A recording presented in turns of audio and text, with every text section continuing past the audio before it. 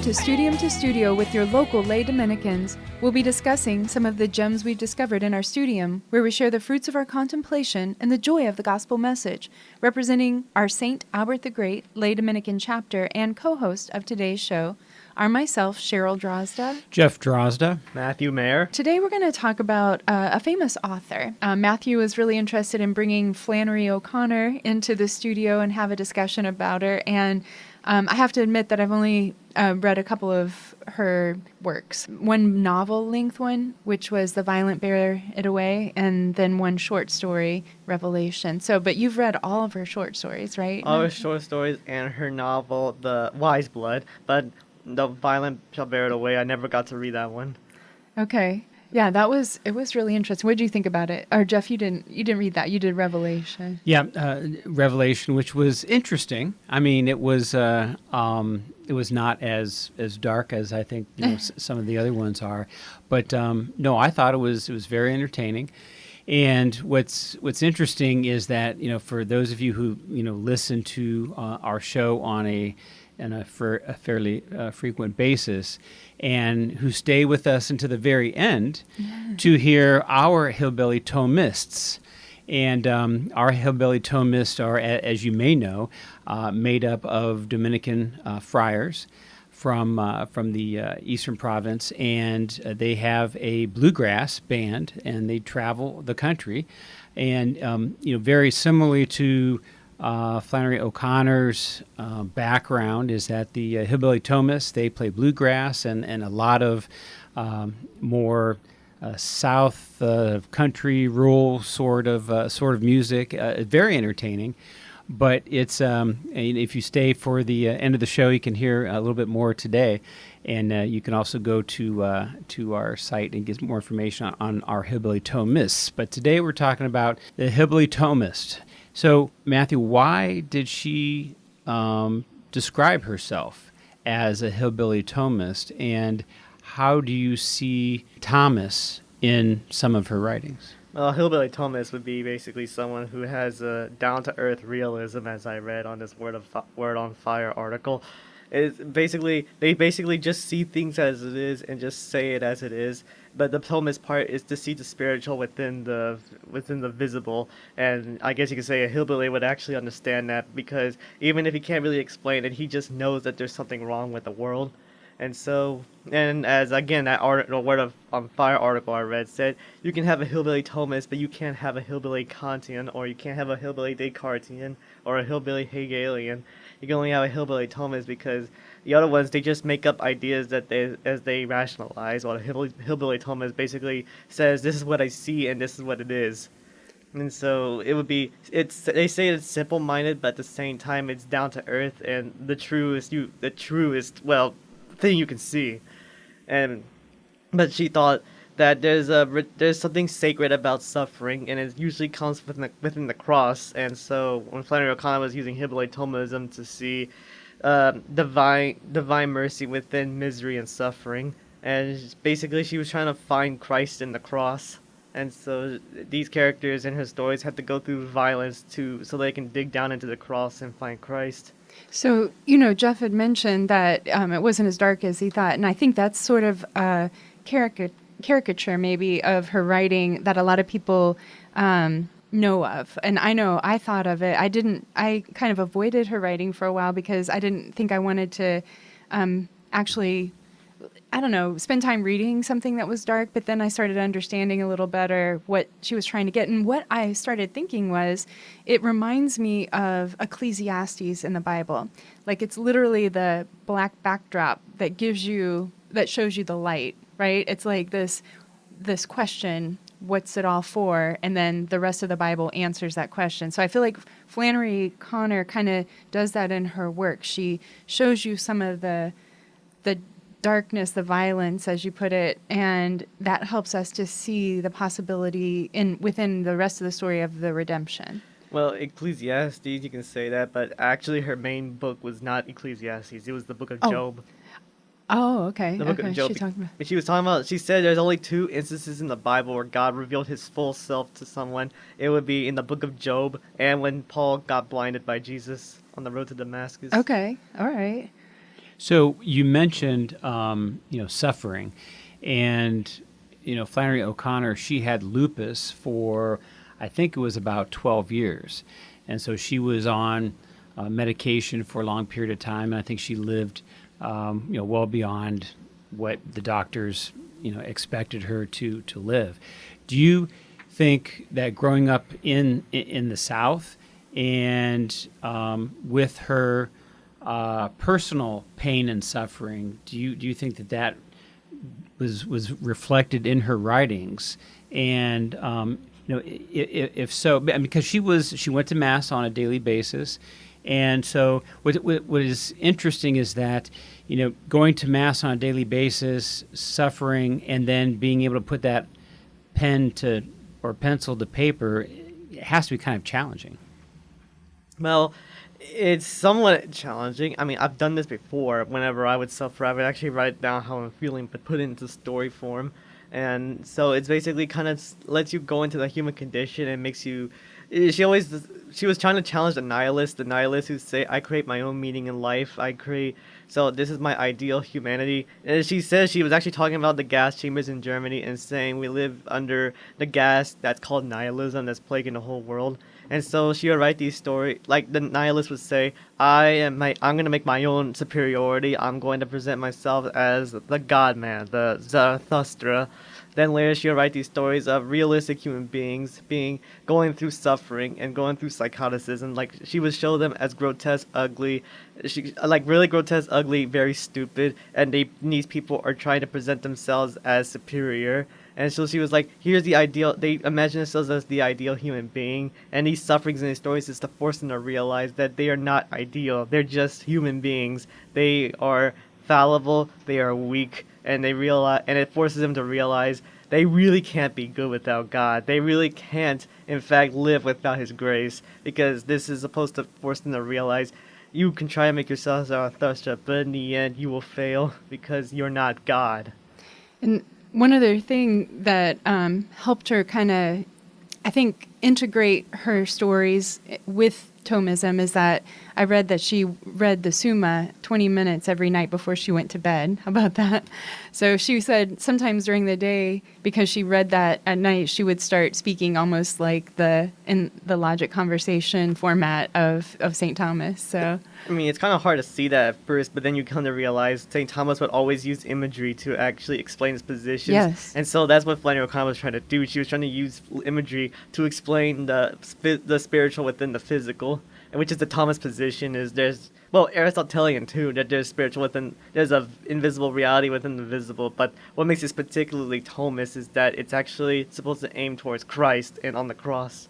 And so we would say here is that she wrote that she wanted to show the reality of grace in a land ruled by the devil, which would be the South. And she said, and she has some critiques on the North too. She would say people in the North, Yankees, as she would say, really do not understand the reality of the cross and Christ on it. And in the South, even though it is a land ruled by the devil, it makes you believe in God better, because the thing is that some people say, I believe in God because I read the Bible because I saw through God. In the South, it's more like, no, I believe in God because I saw the devil. And so that's basically what she was trying to show. And in one of her writings, she was quoting from a medieval script or something. I forgot who said this, but it was she said the way to get to heaven or to the kingdom, you have to go past the dragon first. And in that case, I would say, you really will not understand God until you understand the devil. And so once you know who Satan is, then you'll know what God really is. Not saying that Satan explains God better, but it's more really knowing how the devil is really like. You understand why God had to cast him out.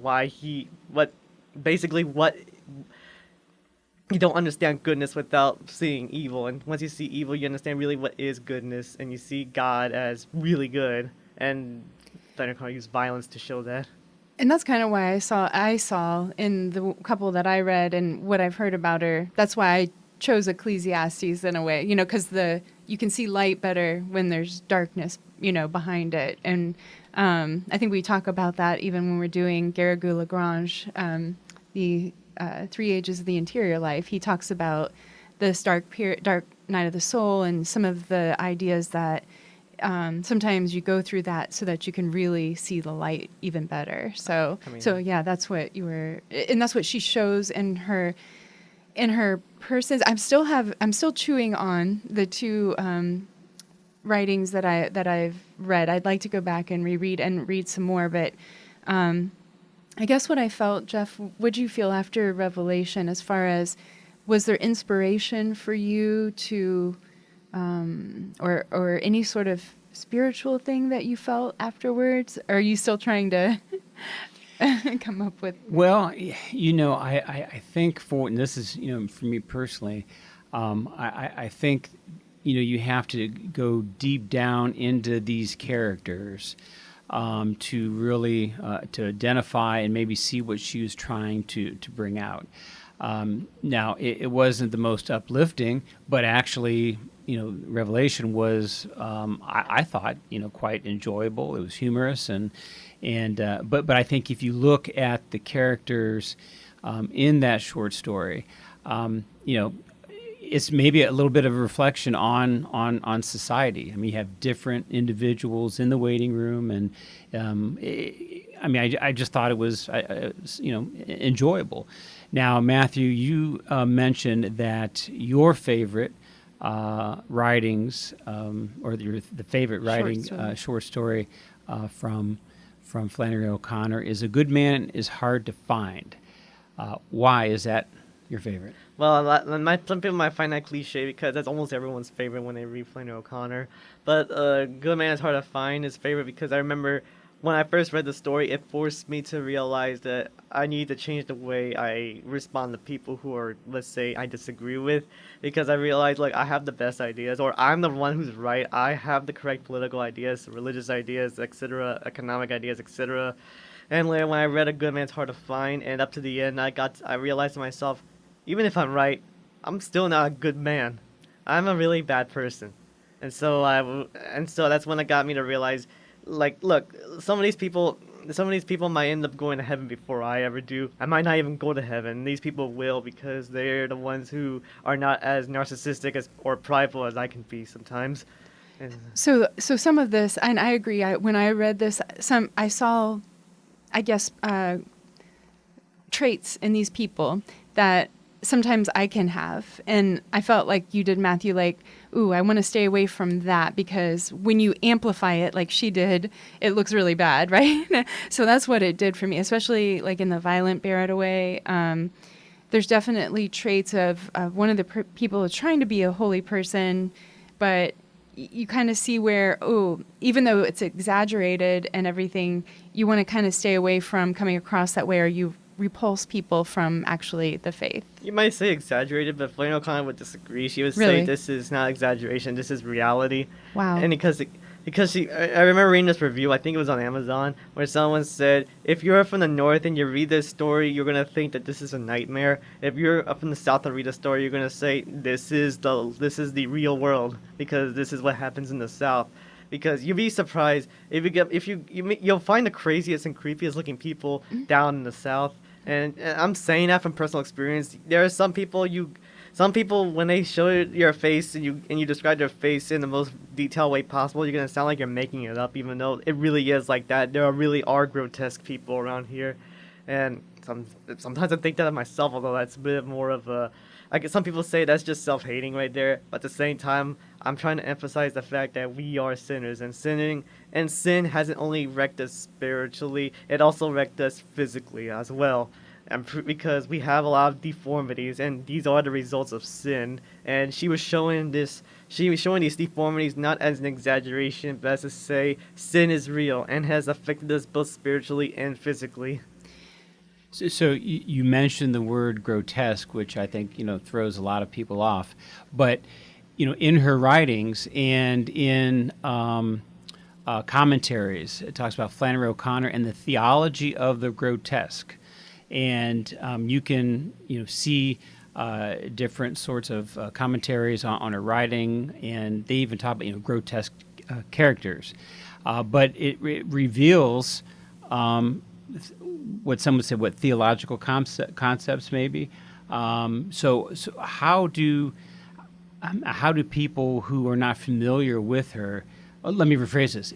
If you were to tell people the 3 best writings that she has that would reflect, maybe some of these, grotesque characters that, as she puts it, what would be the top 3? Well, one writing I would definitely say would be, let's see, what's the name? Good Country People, and that's one of her.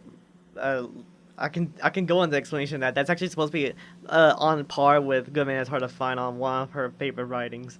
Let's see, the grotesque for Good Country People. We also got the grotesque for, from what I remember, I don't remember the name of the story. I just remember it had to do with an old lady, and she had cheeks the size of cabbages and this weird top on her head that looks like bunny ears.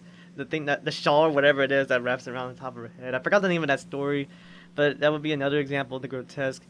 The third one, I don't know if it would be counted as grotesque. I mean, it's grotesque, but in a different way. I definitely know the story. I just don't remember the name of the story. It just involves a woman having to take care of, she was trying to take in a woman who's I don't know if it says she was a prostitute. She acts like one, though. Flannery O'Connor would use a not nice word to describe her. Basically, think of a loose woman. Then that was the third story. But the reason I mentioned Good Country People first is because it kind of does it in a simple way. And the reason why I would say Good Country People is because, well, I don't want to make any spoilers or anything, unless, of course, I can just say spoiler alert just in case. But it involves a lady. She became an atheist philosopher and a nihilist. So she tries to imitate God when God tried to change Abraham's name to reflect his mission. So she tries to do it the reverse way, where she changed her name from Helga to Holga, just to go reverse gospel. And Holga is pretty much an ugly name. Then later she comes and meets a Bible salesman who tries to wait. Am I spoiling anything? No, you can go ahead. That's all right. Okay. She's got plenty of short stories, so you can spoil one and tell us kind of the storyline. Basically, Holga, she also is a paraplegic, if I'm using that word right. Someone who's missing a leg. And so she's missing a leg, and she I think maybe has warts or something. I don't remember. All I know is that she's paraplegic and tries to portray herself as an ideal woman, despite the fact that she's missing a leg. And Bible salesman comes in, tries to offer a Bible. She thinks she can seduce him, so she successfully seduces him to go meet her in the barn, only to then realize he comes in with a bunch of nude women cards and some alcohol. And later she was like, wait, something doesn't seem right. And later the Bible salesman turns out to be a con man. And later he comes and steals her leg. She demands it back. And he tells her, let me tell you something. I never really believed in the Bible, and that I believed that nothing more than you ever did. And he runs off with her leg, and now she's stuck on top of the barn without a leg. She can't get down. And so some women look by and see, oh, it's the nice Bible salesman. It's some Good Country People right there. So what is the grace in the story that you would see? Well, one, Flannery O'Connor was going to show, okay, just because you're not living in the modern industrial world doesn't mean you're a good person. You still got to need God. And the second one is the atheist nihilist. She says there's no meaning in life, and her morals are what she wants to make it up to be. Only when she finds out her leg's now been stolen, she's stuck. She realizes that there has to be morals because she's now trapped. And so she basically realized what the world would be like if really there was no God. Some people would say, oh, it's going to be great, it's going to be science, it's going to be progress. In reality, you lose a leg because people are terrible. I know, that sounds really pessimistic, but at the same time, it's Augustinian. When I'm not being a pessimist, I'm a Thomist, but I'm trying to say something Augustinian here, which is still true, that people are terrible because of sin, and you need grace to actually be righteous. You're listening to Catholic Radio for Acadiana. This is 90.5 FM and 99.5 FM and 1230 AM. We are your lay Dominicans, your third order Dominicans here in Lafayette, Louisiana. And this is our show, Studium to Studio, thanks to Stein Lumber with locations throughout all of Acadiana. So today we are tackling a very interesting Catholic author. And I think a lot of the interest in Flannery O'Connor, popped up at around 2023, 2024, and there was a movie that was released in 2023 called Wildcat, and I have not seen it, but I have heard commentaries and reviews on it, and some say it's very, very interesting, very very raw, but very, very, very close to her life. So trying to understand Flannery O'Connor, I think, has been somewhat of an interest and challenge over the last several years. She had some very, very interesting hobbies. She loved birds. She loved peacocks, pigeons, chickens. You name it, she liked it. And on birds, and that was just something that she could relate to. I think there was something calming, something interesting about birds, and that was something that she really, really enjoyed. But today we kind of want to look and understand a little bit more about Flannery O'Connor, and maybe expose her writings, her interest, her theology, her Hillbilly Thomism to our audience. And so Matthew, in terms of literature that you have seen, how do you compare Flannery O'Connor maybe to other writers or authors who are Catholic? I mean, in terms of what does she bring out that is so unique that maybe other authors don't? Well, it's a good thing you mentioned that. Also, it's a good thing we're also mentioning about the Flannery O'Connor too, because 2 weeks ago was actually her centenary, or however you say it. It's been like 100 years since she first wrote her stories. Oh, wow. It's like 2 weeks ago was the anniversary. Okay. But when you said any authors, and I was like, oh, I have someone in mind. You go, who are Catholic? It's like, oh shoot. No, they don't have to be Catholic. Yeah. No, you were like, no. She was like, one of them that was Fyodor Dostoevsky, who was actually contemplating a lot on how people can be bad, because he was originally a socialist and wanted to actually bring about revolutionary change in Russia until he was caught by the I forgot who, but I'm gonna say just the government in general. Caught by the government, it was about to be executed, was actually in the firing range, and when they were about to shoot him, they actually gave him a letter of mercy, just to say, basically, we did this just to break you.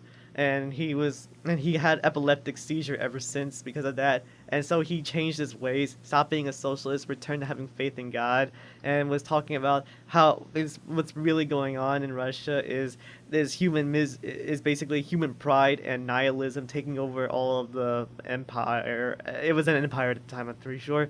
And so he was talking about the human condition and how selfishness and nihilism is turning humanity into socialists and into atheists. And he's talking about the suffering he's going through was basically forced him to actually reflect on the imperfection of humanity and the need for God. And that's one way. And that's actually, I think Flannery O'Connor mentioned Dostoevsky once. Only problem is he was anti-Catholic, so we would have to find Flannery O'Connor as a substitute. But it's very interesting, Cheryl. You are reading for the second time a book that Dostoevsky. that Matthew had mentioned. So the Brothers Karamazov. Real quick, tell us very quickly about the book, and then how do you see the similarities in the Brothers Karamazov and the writings of Flannery O'Connor? Well, I probably won't be able to analyze all the details, but I'll say that when you brought up Dostoevsky, I'm like, yes, this second time through, because it's been a while since I've read the Brothers Karamazov, and so this time through, I had just read Flannery O'Connor because you wanted to talk about her, and I thought, I better read some. And I've been wanting to for a long time. It's just kind of been, like I said, something that I thought was a little dark. I didn't really know if I wanted to breach that. But what I did is after I read Flannery O'Connor and then went back to read the Brothers Karamazov a second time, I thought, wow, they're actually very similar. Like he really, I forgot how violent, grotesque, and just brusque he had as Fyodor Karamazov, the main, one of the main characters in it is. And now that I'm rereading it, I'm like, okay, this is I enjoyed that book. I do think that he spends more time though on going into the positive as well. Am I wrong? I don't know. Well, I don't know. It's like he uses less imagery, more argumentation, more psychological, and Flannery O'Connor uses more imagery in her Okay. stories. Yes, you're right. But the thing is, like, they both trying to understand human condition and need for God. But Dostoevsky did it through Russian Orthodoxy. Flannery O'Connor did it through a Catholic perspective, and you could say both the South and Russia both had that phase of nihilism, whenever they were trying to glorify their own country or their own region. Well, Russia being a country, South just being a region that tried to be a country once. And they would say they both had to deal with nihilism, and they both were trying to show the problem with human nature. And she said, and she didn't say it, but I'm pretty sure she wrote it. She wrote from the argument Walker Percy would say later, where someone asked Walker Percy, "Why are the Southerners such beautiful writers?" And later he goes, "That's because we lost the war." So, I mean, like I could say is they're really good. I mean, she also had other influences like William Faulkner, for instance, who used stream of conscience writing, where it was basically a direct challenge on rationalism, where someone was trying to like reason it out, get the right idea. Okay, we can do this now without the necessity of God or anything. We're rationalists. And William Faulkner wrote, okay, let's write down what's going on in someone's mind, and he would put in random words and then words that sound like they went off topic. And there he goes, "Oh, this looks bad, but the problem is this is actually how people think." And he said, people think, and then suddenly your mind just goes off. You just goes off topic. You start thinking the most random stuff. And he goes, "Look, rationalism isn't gonna work because the reality of the human mind is you're very, very off topic all the time." And so it's very weird. You go live in a world that says we need to live in the real world. We need reason. We need reason. We don't need the mystical God stuff. Then later, William Faulkner and Flannery O'Connor and Dostoevsky write down the real world, and then later it turns out it doesn't fit the rationalist point of view. It shows humanity actually needing God, and actually humanity being imperfect, and that the world is more bizarre than the rationalist can actually. He can't imagine it because he refuses to see it. If you actually see the world, it's actually really bizarre. Kind of, similar to soap operas, I guess. I got enough of my own problems, and I don't want to see other people's problems or anything like that. So that's an interesting way to look at it, I guess. But I guess today we probably were successful at offending most people in the South, in the North, in Russia, and everywhere in between. But I think and Matthew, I think you did a very good job in trying to explain what Flannery O'Connor's, I guess purpose in her writings, was, and that's to show the realism of what's taking place. I find it amazing. You mentioned that people want realism, and then they write about it, and then people don't like it, but I think is it because when people read books or go to the movies, they want to be taken away from what's happening in the real world and find something else that's out there? I don't know. A bit of an escapism right there. Only problem is that when you write a fantasy world, you wouldn't say like that. Like Tolkien tried using fantasy, but that was just to explain a gospel message. It was supposed to be a children's story. Flannery O'Connor went the other way around, where she did describe a fantasy world, but it's really the real world. It just looks like a fantasy world because no one wants to see reality as it really is. Now, some people called Flannery O'Connor a nihilist, a hillbilly nihilist. She goes, "No, I'm a hillbilly Thomist." And they say she's a pessimist, but she says, "I'm not a pessimist. I believe in redemption." So basically, she had an incredibly negative view on human nature, but she was not a pessimist because she believed it was still redeemable through the cross. And I think I can confirm that by having read Revelation. The very end of it is showing all the broken people going up to heaven. So we'll leave you with that positive note. Remember to stand firm in the absolute truth, Jesus Christ, because only the truth bears grace. Lived through time, passed through fire, broke my heart, wounded desire, changed my life, fixed the past, stared at death and it stared back, standing fast in the light of the word, a shotgun blast was the last thing I heard, I rattled in the wind like